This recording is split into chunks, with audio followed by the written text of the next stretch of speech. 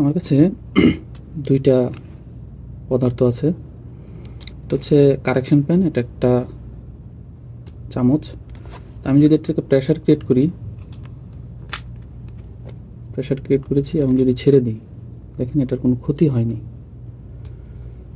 কিন্তু এটাকে যদি প্রেশার ক্রিয়েট করি, দেখুন এটা ভেঙে গেছে। এটার কারণটা কি? এটার কারণ হচ্ছে এটা যে ধরনের ম্যাটেরিয়াল দিয়ে তৈরি, এটাতে প্রেশার ক্রিয়েট করলে এটা অবস্থান আগের মতোই থাকবে। কিন্তু এটা যে ধরনের ম্যাটেরিয়াল দিয়ে তৈরি, এটাতে প্রেশার ক্রিয়েট করলে এটা ভেঙে যাবে। এই উদাহরণ দেওয়ার মানে হচ্ছে যে আমরা যখন বিভিন্ন পরিস্থিতিতে পড়ি, তো পরিস্থিতিতে নিজেকে অনেকে মানিয়ে নিতে পারে না। যারা মানিয়ে নিতে পারে না তারা বিভিন্ন ধরনের সমস্যায় পড়বেন এবং জীবনে তাদের সাকসেস রেট অনেক কম। এবং যারা বিভিন্ন পরিস্থিতিতে মানিয়ে নিতে পারবেন তাদের অবস্থা এরকম, অর্থাৎ তারা বিভিন্ন পরিস্থিতিতে নিজেকে মানিয়ে নিয়ে ওই পরিস্থিতি সামাল দিবেন, তাদের কোনো সমস্যা হবে না। তারা কি করবে? তারা পরিস্থিতিগুলো সামাল দিতে পারবে। তো যারা এই পরিস্থিতি সামাল দিতে পারে তারা দেখবেন অনেকখানি জীবনে এগিয়ে যায়, অনেক ঝামেলা এড়িয়ে চলতে পারে।